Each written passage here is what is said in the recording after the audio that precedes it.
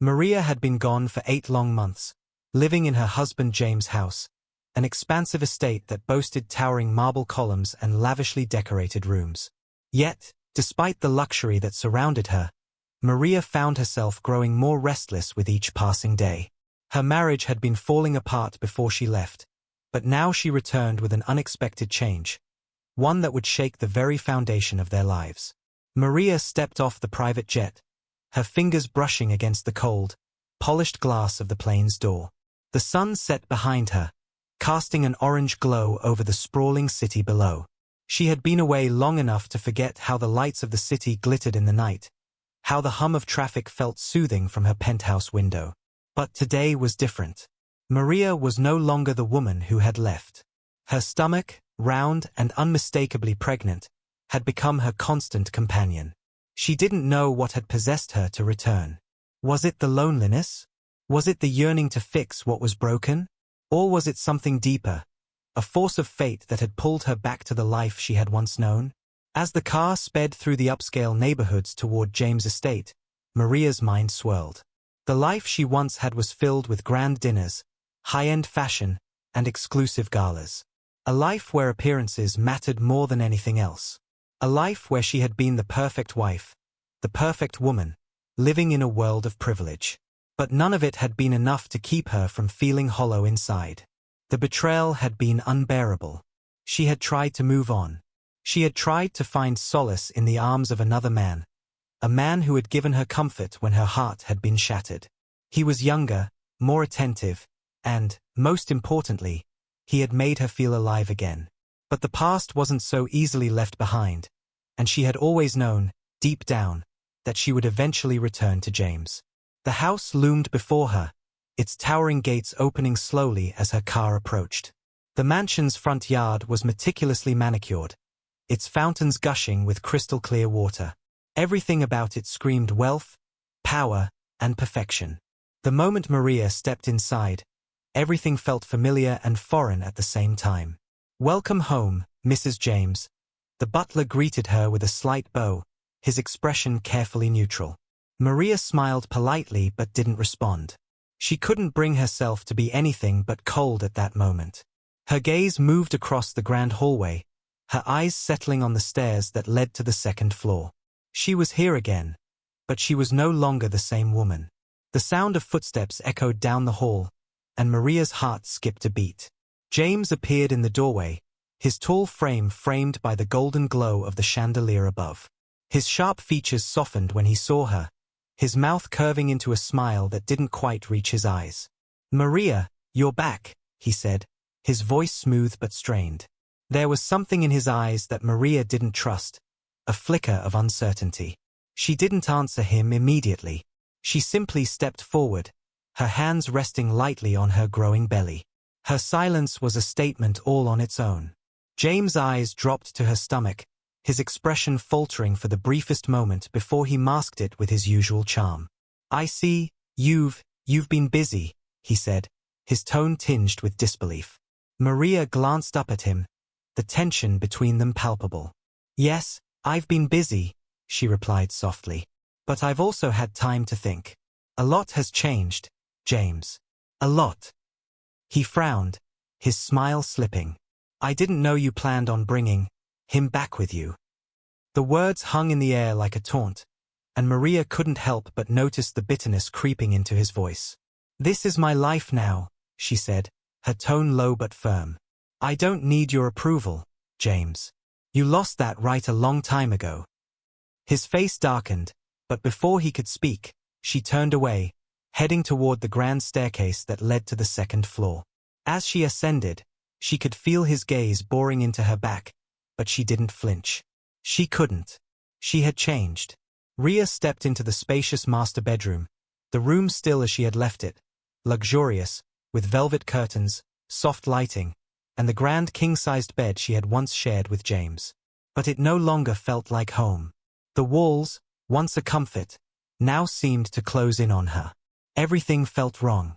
Her fingers brushed over the smooth surface of the vanity, where she had once spent hours getting ready for events, dinners, and gala nights. Now, She only saw a reflection of a woman who had outgrown the life she'd built here. As Maria sat on the edge of the bed, a sudden wave of exhaustion washed over her. She hadn't realized how draining the trip back had been, or how much weight she carried in the form of this new life inside of her. The knock on the door was soft, but unmistakable. It was James. "Maria." His voice was low, cautious. She didn't respond immediately, allowing the silence to stretch between them. He stepped inside, his suit impeccably tailored as always, though the tension in his jawline made it clear that he was struggling to keep his composure. "I need to talk to you," he said, though the words seemed to hang in the air, uncertain. Maria turned her gaze to him, her expression unreadable. She had known this conversation was inevitable. "Talk, then." James hesitated, stepping closer, his eyes flickering briefly toward her belly before returning to her face. "I don't know what you think you're doing by coming back like this, Maria. You've changed. We were doing fine before, well, before everything went wrong. Why come back now?" Maria's lips curled into a small, knowing smile. She had seen this side of James before. The side that was calm and calculating, pretending to be unaffected. But she knew better.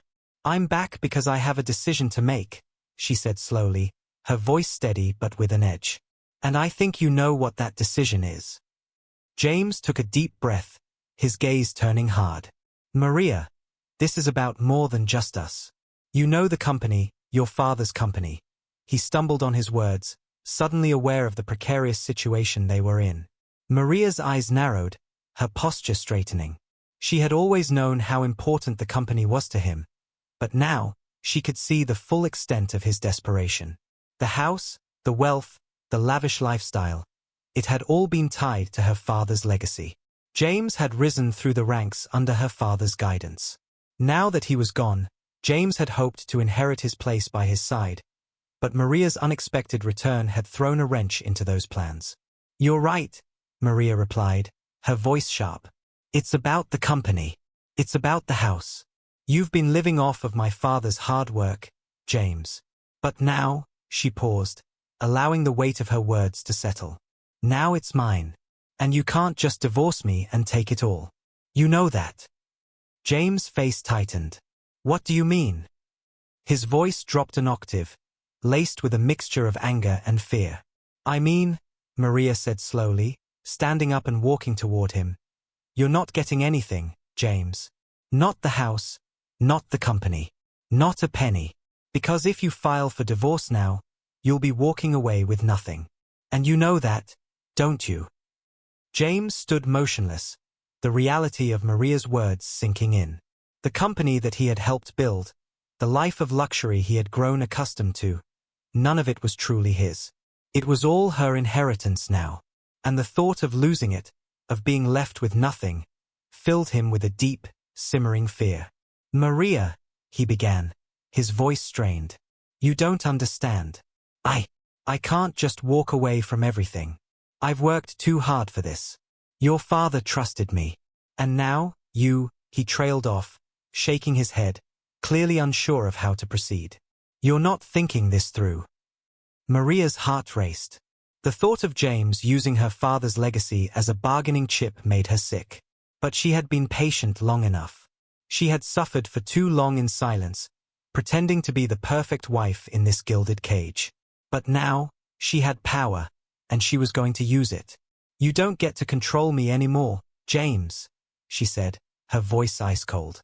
"I'm done. The house, the company, the lifestyle, it all means nothing to me if I have to live like this. You think I came back for you? For us? No, James. I came back to take back what's mine." She paused, watching as the realization dawned on him, his face now a mixture of frustration, anger, and panic. He had always thought of her as the delicate woman he had married, the one who would bend to his will. But now, she was a different person. Stronger, determined, and no longer afraid of him. "You can't just," he started, but Maria held up a hand to silence him. "I don't need you," she said firmly, "and I don't need your games anymore. You're not getting a dime from me or my father's estate. And if you try to take it through a divorce, I'll make sure everyone knows the truth about you. James froze. He knew exactly what she was alluding to. His infidelities. His scheming. The secrets he had kept hidden for so long. I'll make sure everyone knows about the lies, about the betrayal, Maria continued. The affair. The manipulation. You think I don't know? I know everything, James. And if you push me, you'll lose far more than the company. You'll lose everything. He looked at her, his chest rising and falling with the intensity of the moment. You wouldn't, he muttered, his voice now hoarse, barely audible. I would, she said, her voice unwavering. And I will. James' face had gone pale, and Maria could see the sweat beading on his forehead. It wasn't the first time she had seen him like this, flustered, on the brink of losing control. But it was the first time she didn't feel sorry for him. She had spent too many years pretending to be the wife he wanted, to make him feel like the king of his castle. Now, the tables had turned. You think you can just leave me with nothing? James finally asked, his voice now tinged with desperation. His earlier anger had shifted into a subtle panic, a hint of vulnerability creeping through the cracks in his armor. Maria, you know how much I've sacrificed. This, he motioned around him, at the estate, the lifestyle, the wealth. This isn't just about the company. It's about everything. About who I am. Do you really want to take it all from me? Maria met his eyes. The man standing before her was the same man she had once loved, but she could see him for what he was now, a man who had played her for far too long. He wasn't just afraid of losing the material wealth. He was terrified of losing the life that had come with it. And he would do anything to hold on to that power. I've already lost everything that mattered, James, she replied quietly, her voice still steady but carrying the weight of the truth. The love, the trust, the life we were supposed to have. You took all of that from me. And now, you want to hold me hostage in this gilded cage, just to keep your grip on what you think belongs to you. James stepped forward, his voice low and menacing. I can destroy you, Maria. You think I haven't learned how to play this game? You think I won't find a way to get what's mine? But Maria stood her ground, unshaken. She was no longer the woman who would back down when he raised his voice. She was the woman who had learned the hard way to fight back, to take what was rightfully hers. You already have everything, James. You've had it all, she said, her eyes narrowing. But it wasn't yours to begin with. And now, it's time for you to pay the price for everything you've done. There was a long, tense pause. The air felt thick with unspoken words, with history that couldn't be erased. James opened his mouth to argue, but before he could speak, the sound of the doorbell rang through the house, breaking the tension like a sharp crack. Maria glanced toward the door, then back at him. I'm not going to argue with you anymore, James. I've made my decision. Before he could stop her, she turned and walked out of the room, heading toward the staircase. James followed, his steps echoing behind her, but Maria didn't look back. She knew what was at stake. The company, the house, their past. But she also knew that this was the beginning of something else. She was no longer afraid. When she reached the door, the butler was already there, opening it to reveal a familiar face. It was Darren, the man who had changed everything. The man who had shown her that there was more to life than wealth and privilege.